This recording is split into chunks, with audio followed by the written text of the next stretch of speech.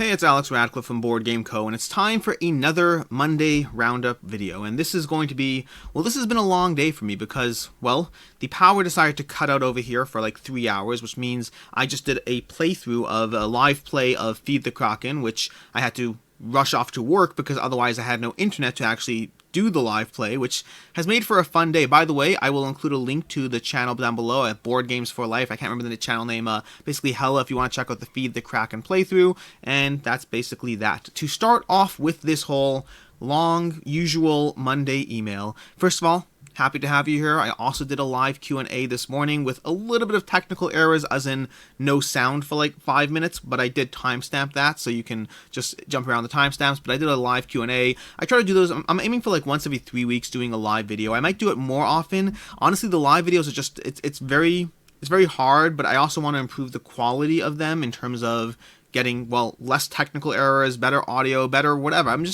I like experimenting with this channel. I'm having a lot of fun. Speaking of experimenting with the channel, I'll include another link down below, but there will be, one of the things I started doing on my Instagram is it's not for every video, it's not for every review, but for when I do reviews and or when I do these full 20-minute Kickstarter, should you back it, I'm going to be experimenting with a 30-second video on my Instagram account covering that. So I've been starting with a review. If you just want a cliff notes of this kind of game and whether I'm keeping it, whether I like it, all that, or should you back it, should you not, I'm experimenting with that on my Instagram for 30-second long videos in case you just want the quick and condensed version of everything I'm saying. Although at 30 seconds, it's really quick and condensed. There's not a lot of time for nuance. It's just a few key points. But basically, link to my Instagram. From there, let's go into today's video. So, this first thing over here is a uniquely geek thing over here, which I'll include a link to down below. This over here is my table, and I don't mean like this is my table, hypothetically speaking, sort of. This is actually my table before they then went ahead and dyed it the color or stained it the color I wanted and sent it over to me. What they are running over here is they are running a promotion that if you sign up for their email list with this link, which I'll include down below, you will get a $200 accessory credit when you place a table deposit. So you sign up for a table, you will get a $200 accessory credit along with the table. Now, I am obviously incredibly biased. I have 2 tables from them. I bought the first table. I loved it so much I came back for a coffee table. And on that coffee table, because I was a repeat customer and because I have an audience, they offered to do this collaboration with me. So full disclaimer, I get a kickback on every single email that goes through here. And please don't sign up just to like help me, as much as I appreciate it. But if you think you're potentially interested, whether now or down the road, go ahead and sign up here. Get on the email list. They do not spam. They're not heavily, sending out tons of emails. And you will get a $200 accessory credit on a table, and yes, it helps me personally get a discount on my last coffee table. So that's going to be down below. From there, we have Aeon's Trespass Odyssey, and this is one I'm just mentioning because I basically, after my last video, my why I didn't back it, but should you back it sort of, I did a late pledge video on Aeon Trespass Odyssey, and they sent me, they were nice enough to send me the copy. They basically, actually, thanks to King of Average, who basically sent me his copy, so I appreciate him sending me his copy so I can give it a shot. I got in a few battles back and forth, primarily just the boss battles. I didn't actually do anything else in terms of the overall arcing story, and I wish I could dive more into it. The problem is there is so much content here that to do it justice, to actually do a full review, I was hoping to do a full review, would require a big investment of time. That's just for the prelude. This is like a prototype prelude. There's a ton going on in this game. Overall, in terms of my opinion, I'll just do a quick overview because this game is still available. You can still late pledge it as of now. They've pushed it off, so you still have time to late pledge this game. Very short version is that I really like what they are doing with the game, and this is one of the things I thought I would like, which is they have this escalation system that as you get stronger, so do the bosses and vice versa. So as you take damage, as you deal damage to them, everyone is escalating and getting stronger. I love that aspect to the game itself. There is a lot more here to explore, meaning I only barely touched the surface. I did like the tutorial battles and then like one up from there. I barely touched the surface of what this has to offer, but the boss battles are fun even without adding the amounts of equipment or upgrades or anything else there is in this game. So, I mean, overall, do not consider this a review. I haven't dived anywhere near enough to give this a full review, but the sheer amount of content and the general solid structure of what they're presenting here is, if you are a backer, or if you are a backer, I guess be happy with what you're backing. And if you're not a backer, definitely check out their Kickstarter page. Check out my last video on it. Overall, again, I've only delved into part of the game. In no way have I touched upon the sheer amounts of stuff going on in this game, but overall, it is a very solid system, and definitely check it out while the late pledge is still going. And that takes us into the first cancelled project. And again, timestamps down below so you can jump to any relevant section, any specific game, anything at all. Rift Knights by Red Raven Games was unfortunately cancelled. And Red Raven Games is a fascinating company in the sense that their games are completely not on my radar, not in the slightest. I just have no interest in any of their games personally. This is just a personal thing. For whatever reasons, their games don't pull me in. Ironically, Rift Knights was the very first one that I was intrigued by, and that's probably because it's a different style. I'm not into the storytelling, the beautiful art, and it is beautiful art, but Rift Knights was really the first game that I was more interested in from their offerings, and this one got cancelled. I didn't really follow the full drama as to why, but overall it didn't really seem they had enough support. The project really kind of just flatlined in the first 2 days and stopped growing. It could be lack of marketing. I know I didn't see anything about this. In fact, not only did I not see anything about this, some of the threads or channels I follow to get Kickstarter updates didn't really have this in their lineup. So yeah, this is one that was definitely not publicly available on everyone's radar or whatnot, so it might be a lack of marketing, but either way, keep your eyes peeled. This will be coming back. It looks cool. I mean, again, I haven't done a deep dive because I don't do deep dives on canceled Kickstarters, but it does look cool. Next up, in terms of canceled Kickstarters, we have Catacombs Monster Pits. This is one by Elzra Games. This is basically another version of Catacombs, or it's adding, I think it was a combination of two things. Again, no deep dive.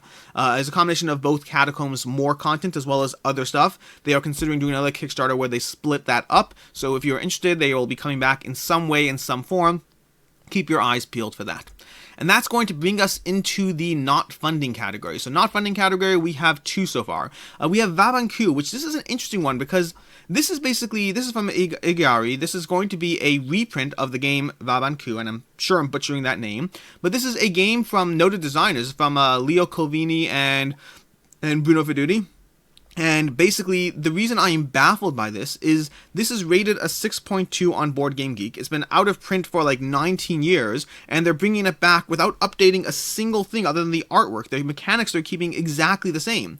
Now, I mean, listen, I'm happy to be wrong here. I just don't understand the marketing decision that goes into, reprinting a 6.2 game that's been out of print for 19 years. I just don't understand. I mean, if there's an audience, and there's currently an audience of 239 backers, then great, and I wish everyone the best. I just think that there are so many games that are screaming for a reprint, and there's so many new games that are screaming for your attention. I don't personally understand why a 6.2 on Board Game Geek is what you pick when you reprint something. It's surprising to me, but hey, if it works for them, it works for them. Again, a 6.2 is not a terrible rating. It's just you don't... There's good and there's great and there's all sorts of different categories, and I just don't think that great is the category. I don't think that okay to good is the category you look for when you're reprinting something. That being said, if you're interested, check it out on Tabletopia. This one's currently available on Tabletopia, so you can give it a shot there. Secondly, we have Rescuing Robin Hood with 18 days to go, 8,500 or 9,000 towards their funding, and Rescuing Robin Hood is going to be a cooperative family game with deck building. This is going to be one where the pitch that they're having is if you like Push Your Luck, if you like deck building, if you like Pandemic. So I'm not sure if there's any actually similar to Pandemic. It might just be the cooperative aspect, but they are pitching this game. I recommend checking out the Better Half reviews. Better Half, and I'm going to be doing this for a lot of games in this list. I might do this in general, giving you the reviews that I thought were the best, the most instrumental in giving me information from the full lineup.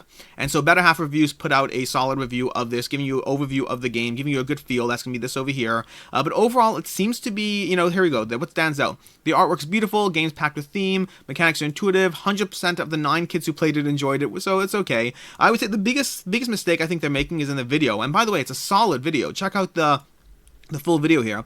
But the biggest mistake I think they make is they're heavily pitching it's great for everyone. It's great for kids. It's great for families. It's great for gamers. It's great for anything. And I think you kind of have to pick your target audience and then also mention others. So for instance, it's a great kid game and family weight game, and gamers have also enjoyed it. Meaning if you tease down the secondary pitch, it gives more validity to the overall pitch, as opposed to if you hype it as being great for everyone, it likely is okay for a bunch of those people and good for others, and it's harder to pick through. It's just that the reality is games that are good. For instance, I just reviewed Creature Comforts, and I think Creature Comforts is excellent. I also would never pick it out for game night. it has a specific place and category on my table, and by telling you where it fits in that place and category, it gives you more validity to where it doesn't fit. If I say it's just great for everything, you're kind of going to be skeptical, and with good reason. So I would assume, and this is my assumption, it's not facts, I would assume this is a great kids and family weight game, and that gamers enjoy it as well. But that's an assumption because they basically said it's great for everyone. That being said, that little, I guess, tidbit aside, I actually am intrigued by this game. I'm not currently backing it for the same reason as usual. I don't back games that aren't funding, I just keep an eye on them. But I am intrigued, I hope it funds, and we'll see where it actually goes from there. From there we move to the Picks of the Week category, and I think I skipped over, I had a URL up here. Picks of the Week. So Picks of the Week, this is a category where I tell you things that are ending in the next 7 days and what stands out as a must-back game. And the reality is I don't think there's anything that is a must-back game from the financial side. Endless Winter, on the screen in front of you, is obviously going to be my must-back because I think this game is amazing. I love it. I'm looking forward to it. But overall, in terms of the financial aspect, there were a bunch of solid backs. We have Shogun no Katana, we have Neomorphosis, we have Core Space, we have a bunch of solid backs that are ending in the next 7 days, but very few must backs. The 3 that I'm going to pick, and I'll tell you why, I don't think any of them are knock it out of the park must backs, but the 3 I'm going to pick for this ending this week are going to be Dire Alliance, which unfortunately the Kickstarter stuff has plateaued to a degree, the stretch goals and whatnot, but overall they're still delivering a solid amount of content for a reasonable price point, and I think it's a pretty decent back and one that has enough Kickstarter exclusive content that you're going to have to hunt around on the secondary market or wait for a second Kickstarter. So that's going to be pick number 1. We have Burncycle, which is going to be a similar reasoning, but I guess a little different actually. Burncycle is going to be chip theory games where their games traditionally do well. It's going to be available for cheaper than it will be available after because of the fact that they only sell it themselves on their website. So it's a solid back there because you're basically saving a bit of money. You're not saving a ton, but you're saving, I don't know, 20%. Some it depends which level you get, but it's a locked in savings on a game that will be hard to get later. And then finally is going to be Endless Winter, and that is going to be specifically because while not an amazing knock it out of the park back, I think it is a solid back that is going to be giving you some Kickstarter limited or Kickstarter exclusive content, both from the shading of the models, some of the promo packs and stuff like that, that between that and the solid and equitable price point, I think it is a solid above average back. So those are going to be my 3 picks of the week as far as what's ending in the next 7 days that you should probably take a look at if you are intrigued by. And from there, let's go into the update section, which is going to start with Endless Winter. So the update section really just has a few things here. One is an update on the box, which is because I said something incorrectly in my video last week about the box. If I can find it here. Where did we go over here? I saw the box, the big update. It's supposed to be called the big update. Did I miss it? So basically, where is it? News, wintertime fun, the big announcement. There we go. So the big announcement, this box that they are adding, they finally added this box, available for roughly $8 extra. This will replace your regular box. They said that this is going to be future-proof, expansion friendly. I don't know if that means forever or just the next Kickstarter, but they said this will accommodate future expansions, and I kind of misleadingly, I think I said it probably won't, so basically a correction here, that box will fit future expansions according to what they have said. Scroll down to the comments and whatnot, so they confirm that there. Secondly is stretch goals and the idle board. So we have a few things going up here in terms of stretch goals and whatnot. So we have over here cave paintings, oh my gosh, it's full of stars, and we have the epic finale. So over here we have a few things. One is a bunch of stretch goals coming. We have dual layered boards for the megalith tiles. We have a mammoth mini that's going to be added, a bunch of cards at different options over there, more Miko art, more good stuff over there. And then this is a cool thing over here.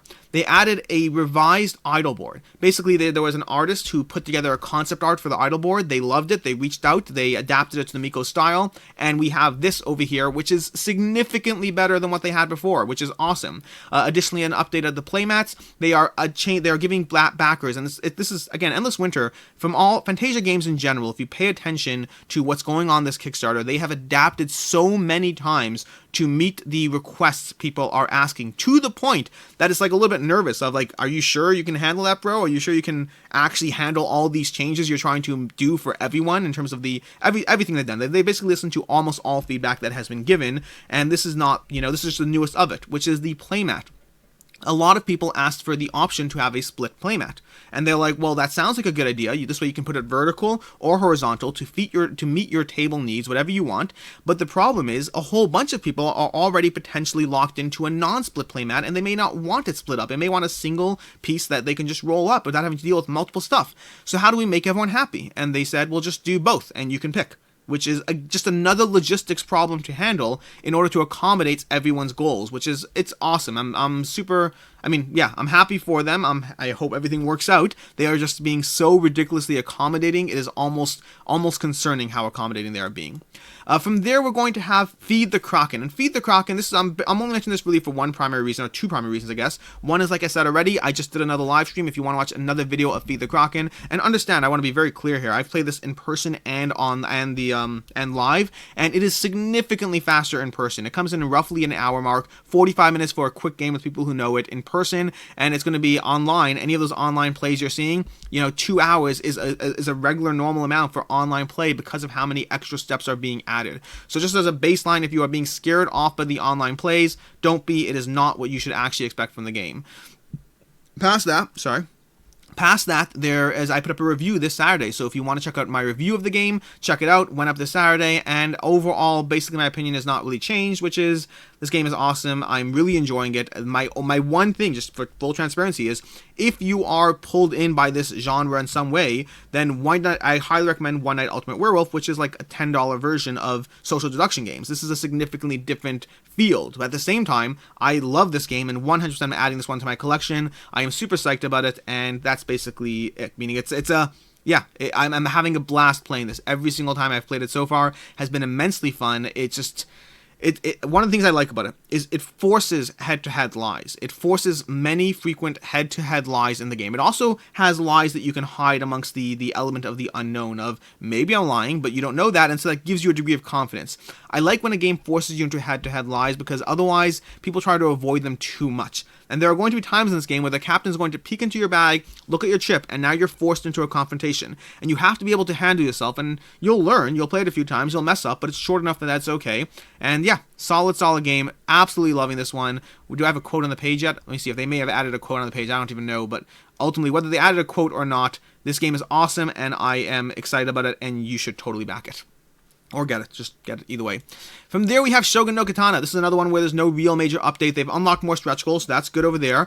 Past that, I did another review of this one as well. So a review went up on Saturday if you want to check out my opinions. Short version is I am adding this one to my collection. I really enjoyed the puzzle being presented. The art is gorgeous. The miniatures are gorgeous. The worker placement combined with the unique little Shogun forge puzzle going on is unique in what it does and what it adds to my collection. And so for right now, this one is being added to my collection. In terms of ratings or whatnot, I don't know how long this is. I'm not like head over heels, this is the best game ever, but I really enjoyed it, and I'm very curious to see what the final product is like, and whether the expansion frees things up. My biggest nitpick was that this is one of those games where I walked away wanting to get more done, and that is, it's okay, it's not the worst thing. There are many games I have in my collection where I want to get more done, but it is one of those things where I'm always looking for reasons to, I guess, cut games, and so long term I don't know, but short term I am I like the game. I recommend checking it out, and if you don't mind getting less done, I'm starting to ramble here. Anyways, I like the game. Check it out. From there, we have Burncycle. Burncycle is one that I covered. Did I cover this one already? No. Okay, here we go. So Burncycle, what threw me off here is like, why am I giving you an ending in the next 7 days on Burncycle, and then I'm putting it in my new picks of the week? And the answer is because they had an 11-day campaign, and that is why basically that's happening. And they have a whole video you can watch. They had a video with James Hudson where they talked about why they have an 11-day campaign. Short version is, in general, between pre-notification and pre-hype and getting people all locked into your email list and all that stuff, and between post backing it in the pledge manager after, Kickstarter itself is actually not the primary window for people backing the game anymore. You have that initial first 2 days, and then the last 2 days as they make up their minds, you have a slow lull in the middle, and then you have the post backing in the pledge manager. And in the meantime, for the 25 days that a campaign's going on, everyone is daily involved in that campaign. They have to be 100% involved, even as everyone continues to get frustrated day after day of, we didn't unlock any new stretch goals and no new stuff is happening, and Kickstarters do have that dip. Now, I happen to think 11 days is on the short end. I happen to think give it 14 days, give it 18 days. I happen to think there's a middle ground where you're giving it a little more time, more than just 1 weekend, for people to be informed, to be alerted. If you're out of town for a weekend, you lost 1 weekend of the campaign. So I do think there is a nice middle ground in terms of the length of a Kickstarter. But that is why they're doing an 11-day campaign. That's why we've seen in general across the board, companies that used to do 30-day campaigns have shifted to doing like 20 days instead, because those extra days in the middle are just a lull. So that's as far as that. As far as past that, basically, in terms of the reason I'm covering this one, I did a full video on should you back it or should you not. The short version is I've played this game, I like this game, I do want to see where it ends up. I think even in its current state, it is a solid game. But for me, I'd rather just have Too Many Bones in its current state. And I'm comparing the two just because they're from the same company and they have similar feels. Very different gameplay. But this is very much a prototype. They have been very clear about this, both from the art, from the game, from the mechanics. They developed a solid core, and they are iterating out from there. And even in its current implementation, there are a bunch of people who have experienced the game, either physical copies or TTS, who love it already. So I think everyone's opinion I've met has either loved it or liked it in terms of people who have gotten to experience the game. I'm currently in the like it category, but I'm intrigued to see what else they change. If they tweak some things, make it a little more streamlined, get rid of some of the luck factors, then it would fall squarely into the love it category for me as well. As far as should you back it, should you not, the very short version is Chip Theory Games offer you a reasonable discount when you back their games on Kickstarter. They don't offer anything deluxe, anything exclusive, or whatsoever at all. Additionally, they are subsidizing shipping in this campaign. If you pay attention to the shipping costs, and this is something I didn't mention in my full video, which people pointed out I should have, and they are correct. But basically, the shipping cost, I talked about the shipping costs, I just didn't comment in depth. So the shipping costs over here are fairly heavily subsidized, to the point that I've seen many people say, and reasonably so, that they are jumping in on this campaign just so they can get other Chip Theory products, because Chip Theory generally gives you their full product line in the Pledge Manager, just so they can buy other Chip Theory products at that subsidized shipping cost, which is a win-win, and I think that's a great idea. And if you've been holding off on Too Many Bones because of high shipping costs, give that a shot as well. Lastly, I'm going to comment a bit nitpicky here. This is one where I am simultaneously going to praise Chip Theory Games and also be slightly pedantic and irritated might be the wrong word. So here's the slightly pedantic part. So the slightly pedantic part first, because I think this slightly pedantic part is significantly less impactful than the good part. So the slightly pedantic is they're talking about these waterlogged books, which are these books they've done in Too Many Bones, where they basically put the book through, they just wear it out. They drag it across the ground. They really make it feel like a worn out book. And they put a lot of time and manual labor into these books. And so they often, these things are a lot of work. We lose money, but they're fun. They're unique. And there's another thing that sets us apart, etc., etc. Now, this is the part where I'm nitpicking. We don't do Kickstarter exclusives because we believe FOMO is anti-consumer, fear of missing out. But we also can't absolutely promise these items will be available past the initial print runs, just as we won't promise we'll ever print the TMB logbooks again. We'll spare no expense in making these something truly unique and collectible, something you'll be excited to show off on game night, costs be darned.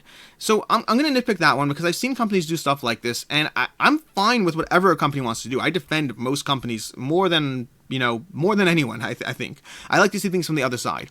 But I don't appreciate the statement, we believe FOMO is anti-consumer, but we also won't promise that these will ever be available again. That is inherently FOMO. That is inherently what FOMO is. Just because you didn't make it a locked-in promise that's exclusive, you've actually chosen the worst of both worlds. You're engaging in FOMO, and you're not even rewarding people with a commitment that if they jump in now, they are locked in and no one else can get in the future. So you're not giving them exclusivity, and you are engaging in FOMO, but you potentially will reprint them, just no guarantees, no promises.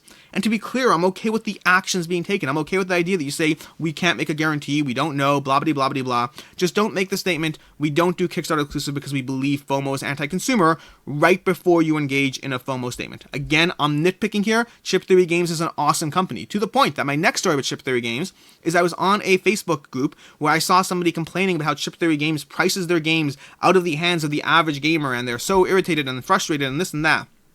And Josh Wilgus from Chip Theory Games reached out and gave the guy a warm hug. And by that I mean he basically, in the comments, he said, PM me your address, we'll get you a copy of Too Many Bones your way. Plain, simple.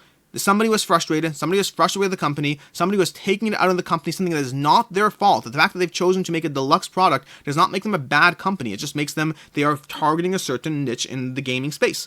And they were frustrated, and they took out that frustration on a public platform. and they got a warm hug and a copy of Too Many Bones instead. That is awesome and amazing and incredible, and these are not the first time you'll hear stories like this about Chip Theory Games. They are an awesome company in general across the board, so take my nitpick as it is. It's nitpicking. Overall, they're an awesome company. Also, please do me a favor, do not run around complaining about Chip Theory Games on forum posts hoping to get a copy of Too Many Bones. That would not be, I'm trying to share the love and the happiness. I'm not trying to get them lined up for a million copies where they're like, what in the world did we just do? So that is my Chip Theory Games situation over there. And with that, I think it's time for a drink of water. And that's going to take us into Dark Venture. Dark Venture, and this is one where, another pet peeve time, Dark Venture is not a reprint of the previous Dark Venture game they've done. Dark Venture is the world building. This is something similar to what Valeria Card Kingdoms does, or Valeria in general, where they have a name that confuses people, that you start thinking all the expansions or all the different games are really expansions, and they're not. So, it's okay, not the end of the world, it just is confusing. Dark Venture Battle of the Ancients is the next game in the Dark Venture line by Rob Lemon. Their last Kickstarter did fairly well in terms of the Kickstarter itself did well, as well as the fact that if you backed the Kickstarter, it held its value. This is going to be a tactical strategy game where it has both a solo, cooperative, competitive mode in which you're going to be attacking different kingdoms and whatnot, having different factions or everything else, legions marching across the land, doing all kinds of stuff. They have a Quackalope duct over here. Duck, not duct. They have a Quackalope duck somewhere over here, if I can find it. Where was it? Where was it? They added the art somewhere here. It was horrific, and now I can't find it anywhere at all. This is where I should find certain timestamps below. It was definitely here before, somewhere. Pausing awkwardly. Let's just keep going about it. But anyways, this game is going to be one that overall I believe this one will hold its value. If you go ahead and back this game, the fact that they don't release their games to any wide retail distribution, here we go, here's the Quackalope. This is horrific and horrible and should be banned, and I'm excited to see it in the game. But anyways, the game itself, so overall they have a $39 pledge for the core box and a $59 pledge for the Battle of the Ancients 1 plus expansion. This game is available on Tabletopia, so if you want to give this one a shot, check it out on Tabletopia. As far as holding its value, because of the fact that they do very limited retail distribution. Over here, will it be sold at retail? Like the original Dark Venture, Battle of the Ancients will have a similar retail limited print run, will not be sold to mass retailers. So, and that's true. If you look online for the original Dark Venture, it has generally held its value on the secondary market because of that low availability. The original is rated pretty well. This one is obviously its own different game, so you can't count on that.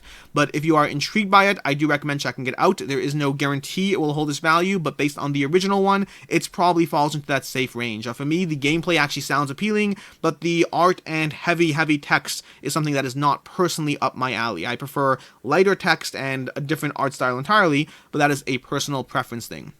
And from there, that's going to bring us to Bardsung. Bardsung is one that I did a full dedicated should you back it video on. The very short version of this game is it will hold its value almost certainly. Steamforged Games, a spotty track record or not, their games initially hold their value pretty well, and some have held their value even past initially. Even Dark Souls, which has done, well, did not get rated well or whatnot. It had lots of critiques, lots of balance issues, lots of, complaints about it being a slog. That one still manages to hold its value, although the IP associated is definitely going to be a part of that. But in general, Steamforged Games have done a good job holding their value. A God Tier is their own IP and did fairly well, although that one is well rated. So my recommendation is if you are interested in this game, go ahead and back it and just make sure to try it out as soon as you get it before you find out that it is possibly a not great game without an IP. Now, I don't believe that's actually going to be the case. I believe it's going to be a solid game. They have enough opinions involved that I think this is going to range between being great versus being good versus being great. It's going to be somewhere in that range. I don't think it's going to be a bad game. Whether it stands out in a crowded field is a different story entirely. Watch my full video if you want more of a deep dive as to what they're doing differently, the talent they're bringing on board, all that stuff. As far as updates, so over here they have an update, and I called this, by the way. In my video I said we can expect an update on Friday, and we got an update on Friday, which is going to be, if I can find it here, now I can't find it because, where we go, new add-on. So they added the Lost Levels expansion, and expect somewhere in the range of a $250 to $300 all-in pledge for Bardsung, but this is going to be the Lost Levels expansion, which has miniatures that are very mech-like, and I actually really like these. I feel these stand out. I feel these are different compared to the usual stuff you see, which for me is always a selling point when it comes to miniatures. Even though their miniatures, even in the basic game, are solid, I don't think they particularly stand out as being different. They are obviously different, but they don't feel different, and these very much feel different, so color me interested even more than I was already. Really, I just want to give give this one a shot at some point. Bardsung, Steamforged Games, give me a shout. I want to play this game on TTS with you and give my public opinion about how good the game is, not to make you nervous at all. But in any case, in all seriousness, I would love to play the game. I might get it either way. I'm still keeping an eye on it. Look at this guy. This guy looks cool. I like it. Over here, more stuff, more stuff. It's fun. Look at this. Look at these miniatures. I love these mechs. They are different. They feel different. Look at the size of this mech. It's like a mech warrior. I'm enthusiastic about miniatures because hi, my name's Alex Radcliffe and I'm addicted to miniatures. And from there, we're going to go to Rune, reprint, and new micro expansion. So Rune is a mini game. This is going to be a mini game where you overlay cards while trying to control different areas of colors as you overlay and match up those cards. It is a quick, light micro game. I highly recommend checking out the Helios Games 1 minute playthrough where you basically see, let me see if I can find this over here. They had a 1 minute playthrough somewhere over here, one of these videos, I can't remember. Look for it. I'll try to, no, I'm not going to include links, I can't include links to everything. Here we go. Un Minuto di Rune. This is basically 2 playthroughs of Rune in 1 minute, which is a solid, good visual idea. The basics of this game is you take a card, you lay it down, matching up all the colors with the other cards on the table, put down one of your tokens and whatnot to take control, rinse and repeat until the game is over. It doesn't actually play in a minute, they just sped up the time frame, but it is a short, accessible game. It is available on Tabletopia, and this is a reprint. It's rated like a 7 point something on Board Game Geek, solid rating. As far as pricing, it has free shipping to the US from what I could see, so that's going to be $11 to get yourself a copy of the game, and since it's not readily or easily available past that, except for like going to the site or whatever, ultimately I think this is going to be your best opportunity to get it. I do not think you'll get your $11 back because of shipping and this and that, but you'll lose a few bucks, so holding its value, it falls into that small, just super cheap category where it's cheap enough that if you're interested, I recommend checking it out, getting it if you like micro games, small little micro games that have a bunch of cards, and this box is misleading. It's a very, very small game, so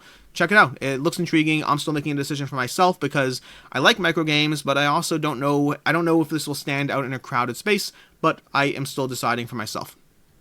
From there, we have Escape the Dark Sector, Expand the Universe. This is going to be 4 expansions for Escape the Dark Sector. Escape the Dark Sector is the follow-up game to Escape the Dark Castle, I want to say, and this one is rated an 8.2 on Board Game Geek. The original Escape the Dark Castle is a 7.7 on Board Game Geek, so nothing to sneeze at here. This is one that's going to be a survival pen and paper game. It's going to be, the art's very, laid back or whatnot, but it's a survival thing in a spaceship trying to survive the space station, confined to the tension block. Using a variety of advanced gear and weaponry, they will embark on a desperate mission to find the ship and blast their way home. This is another one that overall, again, the rating's solid, so if this intrigues you, check out more in terms of gameplay, check out reviews. There's a lot of content out there because this is a reprint. So I'm not picking any particular video, lots of reviews, find who suits your taste because this one is already out. This is going to be giving you a big box with content plus 3 expansions, and there are a bunch of pledge levels to give you that. You have for $20 for, here we go, nope, for $20 we have level 1. For $20 you have 20, what is this, collector's box. $27 you have level 2, which is the collector's box.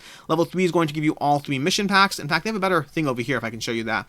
So over here we have the various pledge level options, if we can find them. So level 1 will give you any one of the boxes. Level 2 will give you the collector's box with the content. Level 3 will give you all 3 boxes. Level 4 will give you all 3 boxes plus the collector box. And level 5 will give you all 3 boxes plus the collector box plus the original game. And I believe they have these locked in as optional buys, so you're not completely locked out. If you want just the original base game plus this, they have those things in optional buys. Most of the stretch goals in this game are going to be digital downloads, which factors into the value. So basically, pricing-wise, it is okay. Pricing-wise, if you pay attention to the shipping, and it's heavily subsidized shipping as well, the shipping's incredibly cheap. Let me scroll to that. So the shipping over here is going to come in at, incredibly cheaply is going to where it comes in at.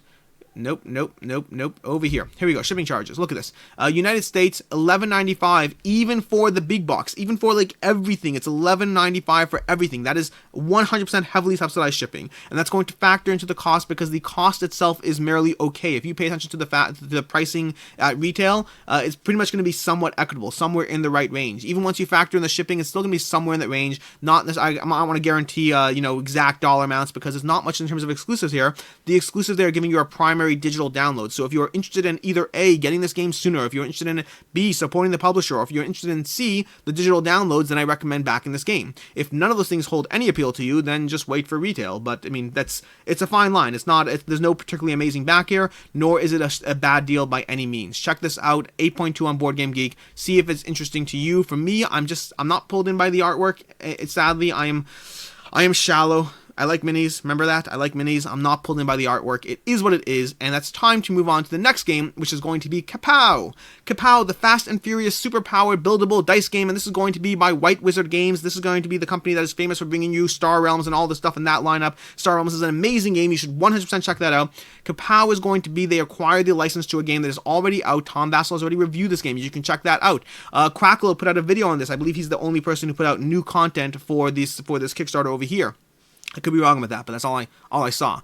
But this is going to be, KAPOW is a dice crafting hero fighting game, in which is dice crafting similar to, I think, Dice Forge is the only game that really does that. And they're going to be heroes fighting each other while crafting your dice, doing your thing. The actual gameplay mechanics I don't really know much about, but honestly, when you say dice crafting and heroes, you probably have a decent idea of already. The big problem with KAPOW is going to be that the price is high and the exclusives are minimal. They are present, which is a good thing because that gives you something, but they are on the minimal side. You're going to be talking about $45, and it's worth mentioning before I get into that, if you are an original backer of the original KAPOW, they do have an upgrade kit available for you. That's in the FAQ, so check that out. They are not leaving you completely hanging, even though it is a completely different company, so kudos to White Wizard Games for doing that. In terms of the actual pledge levels, they have $45 for Volume 1, which is going to give you one of these boxes. They have $45 for Volume 2, which gives you the other box, and then we have $89 for Volume 3. Now, what do you get for that? You get the game. Each Volume 1 and 2 are going to come with their own Kickstarter exclusive hero, and then Volume 3 is going to come with a third Kickstarter exclusive hero, as well as most of the stretch goals. They are doing one of those things where the stretch goals in this campaign are primarily rewarding you for going all in, and that's it, at least so far. We'll see how they actually play out, but so far the exclusive stuff have been more heroes, but only if you go for the team-up tier, which I get, and I'm totally fine with, but it tends to annoy some backers when they get pushed, when they feel they're being pushed completely to the all-in. I understand the resentment. I also understand the company's decision, but I'm just calling them like I see it, which means I'm just saying I think that might have been I think it's always balanced. You want to give some stuff to the all-in, it will still push people at that direction, but if you give everything to the all-in, then everyone feels like they're being herded into that, and that can build up a bit of resistance. You want to gently guide people into spending tons of money on your campaign. You don't want to really shove them. When you shove them, you get pushback, and I think that putting all these stretch goals into the all-in team-up tier is going to result in people, at least all the stretch goals that matter, I should say. But if you put all the stretch goals that matter into the team-up tier, you're going to have people who feel pushed in that direction and might just push back by canceling their pledge entirely. Past that, the shipping, unfortunately, on this one is high. It's worth noting there. The shipping is pretty high. From what I understand, they're charging the actual cost. Like when I say shipping is $12 on another campaign, I also say it's heavily subsidized. That is a thing. Shipping, especially when you're talking about a backer pledge manager situation where that's shipping to a hub and then being distributed and packed and all that stuff, people often think, oh, it's just shipping. Why is shipping so much? I can get cheaper shipping at the post office. Why did they have to pay so much for shipping? And the answer is because you're shipping a box that you packed yourself from your house and wherever to that house wherever. Shipping in Kickstarters is not that. Shipping in Kickstarters is this game has to travel across the ocean, then go to a center where everything has to be consolidated and picked and packed properly and then sent out. Shipping is not literally shipping. It is all these steps involved in that process that you're just writing off as, hey, I can ship cheaper than that. So I believe the shipping costs are actual. That being said, it still is what it is, and it's going to be a factor when people decide. As far as whether it's a good back or not, overall, I think the price point here compared to the exclusive content is going to push us into a kind of situation. I don't think this is one that's going to really hold its value. You're talking about people who are going to have to like the game enough to pay a decent premium over retail just to get those few Kickstarter exclusive heroes. Some of that will depend on just how high the funding goes. In terms of if that funding goes particularly high and you get a ton of extra Kickstarter exclusive characters in that double tier, then that might change because the exclusives are going to be what carries this as far as the value question on the table. Next up, we have the Wanderer's Guide. The Wanderer's Guide, oh my gosh, this game is gorgeous. Absolutely gorgeous. So, fun fact, or many fun facts, I don't do RPGs at all. And I'm trying to convince myself not to back this, okay? That's where we are with this. This is going to be a RPG tool, effectively, a world-building tool with art by Andrew Bosley, and Andrew Bosley's art is amazing, absolutely top-notch, and it's going to give you a giant world map as well as a deep dive into each of the individual areas. So it's basically giving you world building. If you want to explore this world and use it as your core for your RPG experiences, I think this is a fantastic idea. I think this is going to kill it. I think in general, they're also setting themselves up for being able to do this again and again and again and provide more iterations. Here's another world that you can dive into. Here's another theme you can dive into. I think the idea of the Wanderer's Guide is an excellent idea. The art is going to be one of the things that's going to sell this. It's going to make it stand out from the rest as far as what you can get your hands on. This is an RPG tool. It's not a board game. So if you are here for board games only, timestamps down below so you can skip this section, although it's almost over. Really, it is almost over. But basically the short version is I'm not comparing the resale value in this because I don't know the resale value stuff on RPG at all. I do not deal in that market, nor have I looked into it. What I can tell you is in terms of retail versus Kickstarter, it does seem to be a decent back. Not an amazing back, but if they're pricing this, basically it's going to be available on their website primarily. So it's not going to be, here we go. Why back now? Kickstarter promotion, you get a double-sided map, you get $5 off the MSRP, and you're looking at me and saying, Alex, $5 off the MSRP, you scoff at that. And I do scoff at that. But Kickstarter production means no distribution sales, post-Kickstarter direct sales only. So it's going to be the Chip Theory Games model of selling it themselves, and that's where MSRP suddenly matters because you're not talking about deep discount or whatever. Additionally, $5 value for free token pack and sticker sheet. So overall, I think it's a solid back because your choices are getting it on Kickstarter now or getting on the website with less of the extras later. And the art is gorgeous. And again, not an RPG person here, and I'm still trying to talk myself down off this ledge. I got problems. 4 Humours. The 4 Humours. This is an interesting one. This is going to be by Adam Reberg, by Adam's Apple Games. This is going to be the same company that brings you Planet Unknown, a game that I am definitely hyped about, and I didn't even back it when the Kickstarter was going. I late pledged that thing because I didn't follow it enough back then. I should have. I just saw Polyominoes. I was like, I'll get that later. I don't know why I thought that to myself. It is what it is. Talking about 4 Humours, a strategic deduction game that shows your true personality. So let's cut to the chase here. If you have looked at this game and walked away, then do me a favor and check out Meeple Mountain's video on this game. Because, and I say this with no disrespect to any content creator out there, I thought every other video, I don't know if there's a way I can say this now, I'm going to say it anyway, I thought every other video on this game did a terrible job at selling you at the pitch of the game. And I respect that it's hard. I do, because I understand what's going on here, but they all jumped into the game with this explanation of well, blood beats sanguine, sanguine beats hubris, hubris beats that, hubris isn't even a sanguine, whatever it is. But anyways, they just jumped into these weird explanations that made no sense. There was no context for what was happening in their explanations, even though they were accurately sound. Meeple Mountain, their video was absolutely amazing. Watch Meeple Mountain's video. Basically, this is worker placement with a twist, because you're placing your workers, effectively, these Humours, face down, engaging in this Prisoner's Dilemma style gameplay, in which, depending on how you place your stuff, you can walk away all being a winner, or somebody else can try to take something for themselves. But if you both Prisoner's Dilemma it up in terms of trying to win together, you will walk away with more. This is the ultimate Prisoner's Dilemma, but with secretive placement. It's going to have degrees of subterfuge in this game. It reminds me to a certain degree of City of Spies, but with that Prisoner's Dilemma is going to add a more cooperative but not cooperative aspect to the game. The idea of the game is incredibly appealing to me, and I think that the combination of the videos just not explaining the game well is going to be the first problem, and the second thing is going to be that the 4 Humours as a theme is not going to be something that resonates with a giant portion of the population. I believe this one has the potential, without playing it obviously, I believe this has the potential to be a sleeper hit, the kind of game that people rave about and say, get that game. And I don't know if it actually will be, it might just be an okay game, but I think that the theme of the game is going to push people away from backing it, even though the actual gameplay is really just strategic, secretive placement and screwage and worker placement and Prisoner's Dilemma and all good things together in a game. So I am intrigued by the game, and I recommend checking out the Meeple Mountain video, because that will do a much better job pitching the video than any other video I saw. In terms of the actual should you back it, should you not, there's going to be 2 options here. There's going to be the retail edition. You know this by now. Do not back the retail edition. Never back the retail edition. And then, well, not never, rarely back the retail edition. And then there's going to be the 4 Humours Deluxe Edition for $40, which is going to give you the deluxeified content as well as the retail edition. Now, I will say, this is actually one of those times where the retail edition is not as bad a back, because of the fact that Adam's Apple Games, for the second time that I've been paying attention, are basically giving you free shipping to the US and discounted by $7 to all other countries. So they are, forget subsidizing shipping, they're just giving you shipping to a large degree. So that's going to make the retail edition not as bad a back, although I imagine this will still be cheaper at retail once you're paying attention. So I still think retail is probably less likely, but $30 for this game, that's not a super high price. I mean, what, it's going to be $26 at whatever online game store?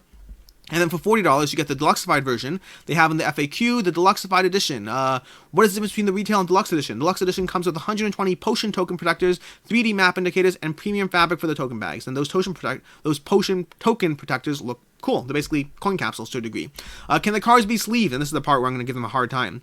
There will be room in the box for sleeves, but we haven't found sleeves to fit this jumbo card size yet. We will let you know if that changes. I want sleeves on all my cards, okay? Give me sleeves for everything, Adam's Apple Games. But in any case, check this game out. I think it is going to fly under the radar because of the theme, and I think that's very unfortunate. This is available on TTS, so if you want to give it a shot, reach out to whoever is actually guiding those. I don't really know. And from there, let's move on to the Pursuit of Happiness Big Box and Nostalgia expansion, and it is time for a drink break.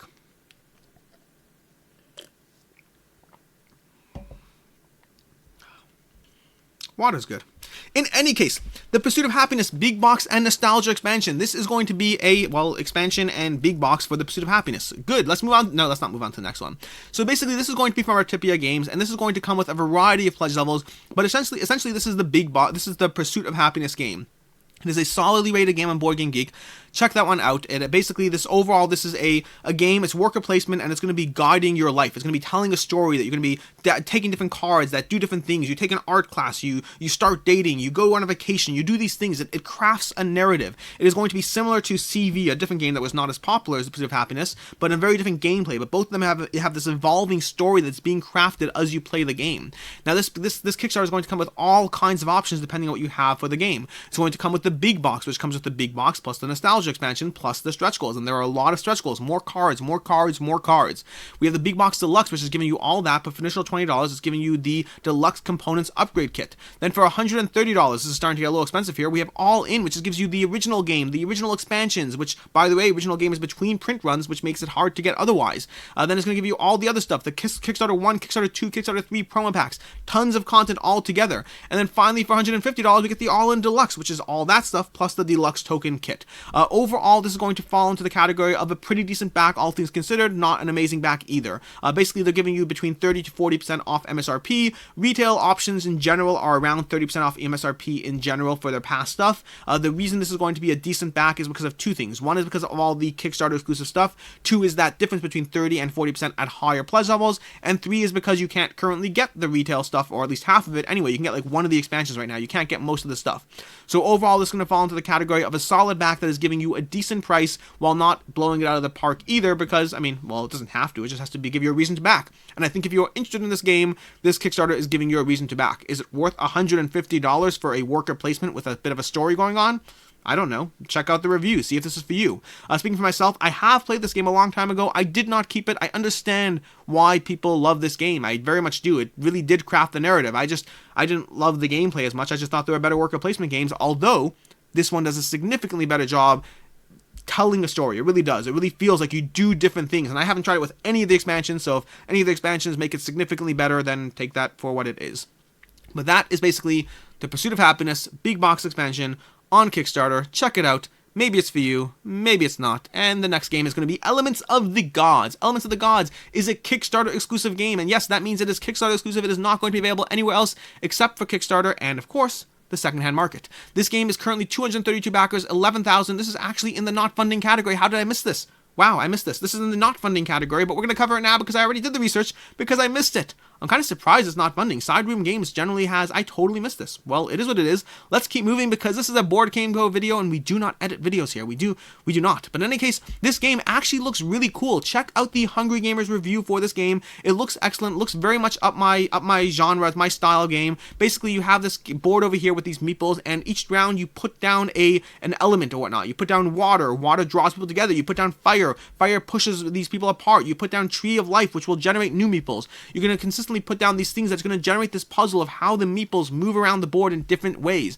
From there, you're going to be building monuments, trying to achieve certain objectives. It is basically an abstract strategy game with a kind of pasted on theme, but one that sort of works, delivering a fun little abstract puzzle to play with. The Hungry Gamer had very positive things to say across the board. He also had words of warning that are worth paying attention to. The fact, for instance, this is going to be a very AP prone game, and I can see that because as much as I like the puzzle being presented, the sheer quantity of meeples meeples on the board is going to give you a gameplay style similar to Five Tribes, where there are so many possible options that unless you're just picking one and going with it, this is not a game for AP prone people at all. Past that, the gameplay itself looks pretty good. The big flag I'm going to have is that this is going to be a $59 game when you account for shipping. It's $49 to get the game, $65 if you want the name of the box, plus the $10 shipping. It makes it a $59 game that it is just pushing it for me out of the price point of what I'm comfortable paying for this game without knowing more about general reviews, or honestly, I don't even know if the reviews would matter. This would have to be an amazing game for me to pay $59 for it. It does come with deluxeified little tokens and monuments and elements and all that, but the actual gameplay for me is just not worth that price point for what I feel personally I'm getting out of it. As far as the secondhand market, in general, if you want this game, this is likely your best chance to get it, because with 232 people backing it currently, and currently not funding, your options are either the Kickstarter or the secondhand market. So if you want the game, are you really willing to risk the fact that you're going to be able to find one of those 232 copies, or whatever it is, 500 by the time the Kickstarter is over? So it is possibly your best opportunity to get this game if you are interested, but if you are thinking about getting your money back in it, I'd be skeptical. It's a fairly expensive game for what you're getting out of it gameplay-wise. Granted, those plastic hunks of whatever are going to be part of the reason for that price, but I don't know if the overall game itself justifies it. So color me skeptical while also being super intrigued. So I guess that's, 6 of one, half dozen of the other. Moving on to the Transcontinental. This is one which is basically going to fall into a similar category-ish, although with generally more support. This is one that's been heavily hyped. It has won many game awards. Watch Rado's final thoughts, or, there's a few videos, but if you watch Rado's final thoughts, he'll give you a decent amount of, opinion or whatnot about the game. Overall, I've seen nothing but positive things about this game. It is well hyped. It is well loved. People seem to like it. All that stuff. Currently coming in at $37,000. It did fund. This is a small-time creator. First time on Kickstarter. This is exactly what Kickstarter is meant for, all that kind of stuff. As far as whether you should back it or not, it's gonna be gameplay wise, it's worker placement combined with other aspects, but it does things differently. It does aspects differently from the way the tiles move around, from the way you can lock in multiple slots, from the way you can reserve a spot, the train filling up. There's different aspects that will all combine to make this feel very different. Okay, here we go. From Rado, the game is brilliant, completely shifting the core ideas and paradigms of worker placement and doing something completely different and original. So that's solid, right? Different and original is a selling point. As far as the price of the game is unfortunately also not great. Not terrible, but not great.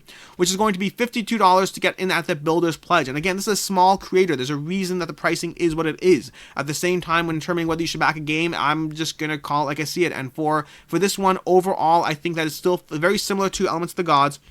It falls into that category that if you like what you see, if you've looked into this game, if you are intrigued, if you are pulled in, then by all means go ahead and back it, because this is the best opportunity from a FOMO stance of getting what you want out of the game. The price point, though, considering what you're getting, is high enough that I am not confident that it will be one that will sell for what you paid for it down the road. Although if the ratings hold up, if the ratings are amazing and stellar, then sometimes it will happen, because you'll have a limited number of copies on the market. And this is true for Elements of the Gods as well, by the way. If it does turn out to be an amazing stellar board game that everyone loves, then limited copies will make those things hold their value. But the question you have to ask yourself in general is, what are you gambling on here? Are you gambling that you can get it later cheaper, or are you gambling that it'll hold its value? Are you just going to love it and you don't really care? All those things are relevant parts of your decision-making process, but definitely falls into the category of being a bit of a risk, in my opinion. From there, we're going to move to Harry Potter Catch the Snitch, a Wizard Sports board game. I'm going to make this one very quick, because basically, Night Games has made multiple missteps after missteps in this campaign, in the way they're pitching the product and what they're including in the campaign, in the 49 FAQs that they have in the Kickstarter covering any number of different things. I don't wish them any ill will. I just think that there is a giant communication problem with what people expect on Kickstarter, what board game backers expect on Kickstarter, what we expect out of a product, and what they are doing. And the problem with that is, whenever you have that degree of communication mismanagement, that is going to extend to my opinion of, did you craft a board game that makes sense, that fits in our genre, that fits in our market? How have you communicated with factories and production and all these things? If you are failing at one aspect of what you are expected to do well at, I don't know where you are missing out on your other core competencies. It's a question mark. It's not a vindication. It is a question mark on those competencies as to what it's going to take to bring this from Kickstarter to my table. And to that end, I didn't bother looking into this that much more. Meaning, I saw enough missteps that this, to me, is going to fall into the category of a huge buyer beware category. Should you back this game? If you are interested enough, you want cool miniatures, and you're willing to take what you got, go for it. Be my guest. It could be this is an amazing game. It could be that the Kickstarter exclusive stuff will make this hold its value. And there are Kickstarter exclusive stuff. So the possibility that this will hold its value, certainly there. Even just to collectors of Harry Potter stuff who don't care about the board game at all. That possibility certainly exists. But for me, as far as my stamp of whatever, for whatever it's worth, I don't feel confident in the company, and I don't know how far down that product line it extends. So this is just a risk. It's not a this will fail. It's not a this is horrible. It's not that this is not worth it. It's just that the risk level is too high for me to say you should back it. Check into it. See if you care. Make that assessment yourself. There are reasons why I can make the argument that this will hold its value, but the risk assessment is too high on it for myself. And I'm realizing now that half of you probably don't know all the various drama, but between the cancel Kickstarter, the update they give, the blaming on the election, the lack of any degree of proficiency in the English language, the 49 FAQs, the lack of including Harry Potter in the Harry Potter game, the way they bundled all the stuff. They basically gave you a ton of miniatures and said, random Harry Potter characters, and then here are all the extras that you have to pay extra to get. There were a lot of missteps they've made. Again, not evil, just missteps, and I don't know how far those missteps extend. Which brings us to Power Rangers Heroes of the Grid, and I'm thinking I'm in the wrong tab. Here we go, Power Rangers, wrong tab, and I didn't close it, which is wrong of me. Power Rangers deck building game. This is a pre-order system going to be on CrowdOx. I will be covering this. In fact, next week I'm probably covering the Street Masters game on not CrowdOx but on BackerKit or wherever it was. But basically we have 36 days to go in there, so there's no rush. And this video is long enough as it is. But the Power Rangers deck building game pre-order. So this is one that is going to be estimated delivery April 2021. I could not find when this ends, by the way, and this might just be my ignorance of CrowdOx, but I could not find an ending date on this page. This is basically going to be their Kickstarter alternative, giving you the deck building game for $45, seemingly plus shipping. There was shipping. Shipping, actually, it was listed if I recall. So it's going to be plus shipping for that game, and this is one that is available on Tabletopia if you want to try it out. Also, I cannot recommend enough, watch Board Game Coffee's review of the game. Board Game Coffee in general, if you watch my stuff, you already know I'm a huge fan of their content. Their stuff is just hilarious, and this video is absolutely no exception. They gave you a preview of the game, while also mixed in with a review, while also not a review because it's a preview, so it can't be a review. Solid, entertaining, and informative content. Check that out as far as the game goes. So basically it's going to be a cooperative deck building game. I think it was cooperative. Now I'm realizing I'm not certain about that. I believe it's a cooperative deck building game in which you'll be slowly building out your Power Rangers, augmenting them, using different things. There's a great currency system going on in the game in terms of how you have to balance the upgrades versus what's going to, fund your engine and whatnot. Oh, also this review as well. This is by minimum player count. Also check out her review. It was also solid. I've recently discovered her and her stuff is really solid as well. But in any case, that is basically what's going on with Power Rangers. As far as should you back it, should you not, the short version is there are going to be exclusives here. This is going to be very similar to KAPOW. There are exclusives here if we can find them. They're back up over here. And this is, like I said already, available on Tabletopia if you want to try it out. But there are exclusives somewhere in this page.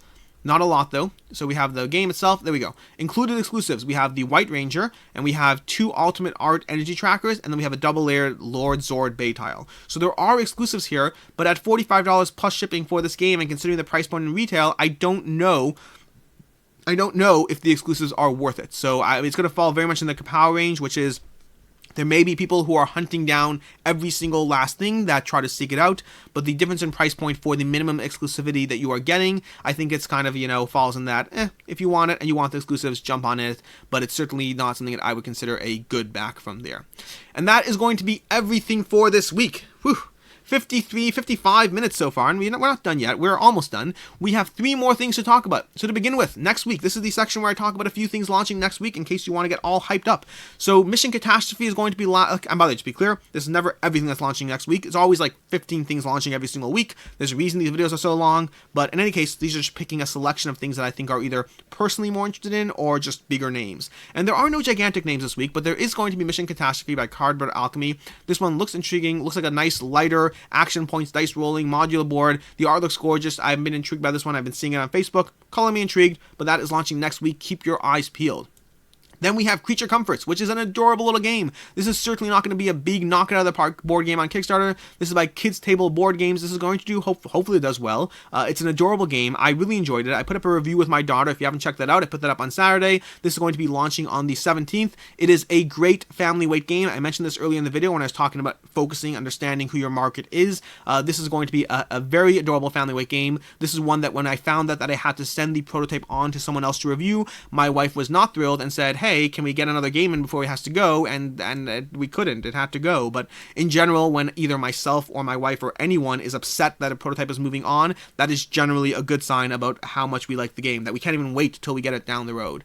And then from there, the last one I'm going to cover is USS Freedom. This is going to be eclipsed in popularity in name by ISS Vanguard, which isn't even out yet, and it will still be eclipsed by that in popularity, in name, and everything. And yet, I think you should check this one out. I am currently playing this one. It is currently set upstairs on my table. I played it on TTS. I have a review copy upstairs that I am going through the various missions. It's a campaign game, so I want to get a bunch of sequences under my belt. But I am loving the puzzle that it presents so far. It is whimsical. It is adorable. The theme is just crazy. The theme is basically that a spaceship crashed at Comic-Con, and then all the people at Comic-Con basically got all their wish granted because of the dream crafting energy that they have, or whatever it is, and now they are all the heroes that they have, including their powers. So you have Harry Potter and Thor and Cthulhu all together because that's what they were dressed up as the time. And from there they go on space adventures and have both, land battles as well as space battles. The actual implementation of the game is a fun puzzle to play with. Your characters all have unique abilities,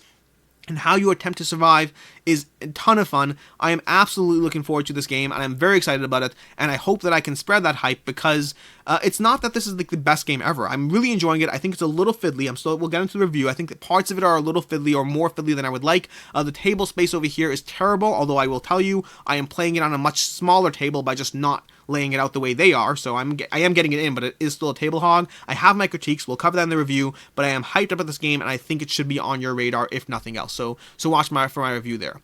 And with that, that's everything. Whew. And it's time to say that I am Alex Radcliffe from Board Game Co., and I really hope, you have a good one.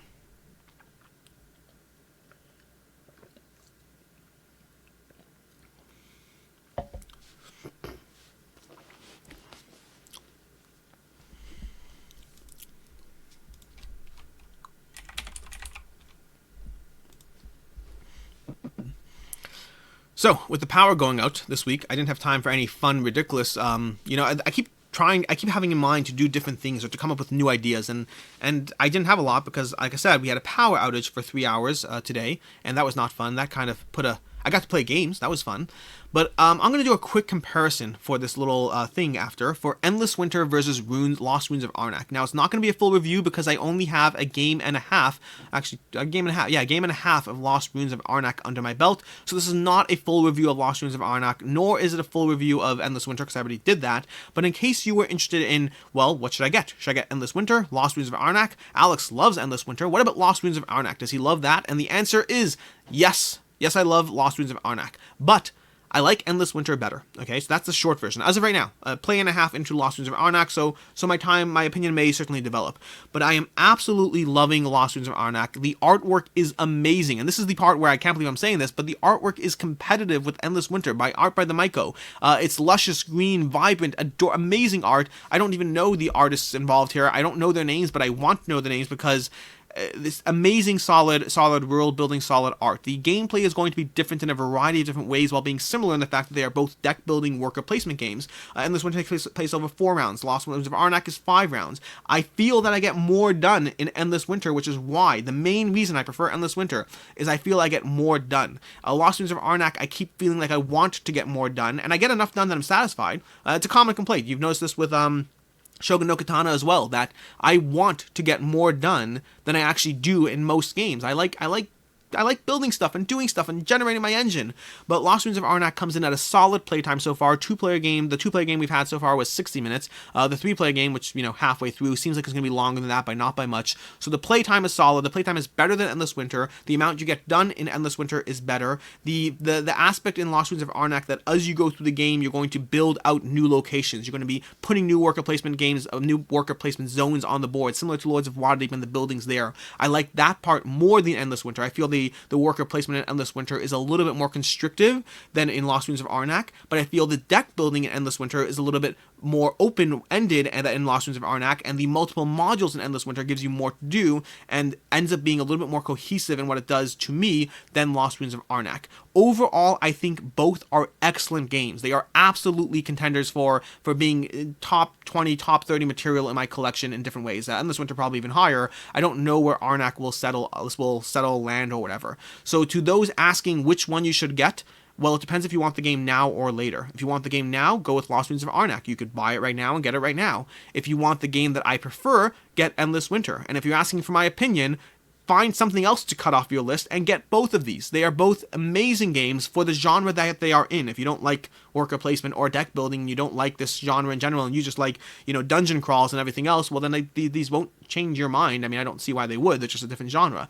But within the genre that they are in, they are both absolutely standout games that I think are going to be staples. Both of these games are going to rise in the rankings. I would not be surprised if both end up in the top 100 on Board Game Geek. I would be surprised if they did not end up in the top 200 of Board Game Geek. Talk to me in a year for Lost Ruins of Arnak, and talk to me in 2 years for Endless Winter, and let's see where these end up. So that's my quick comparison, and now we just need to get a copy of Dune Imperium to add that to the comparison.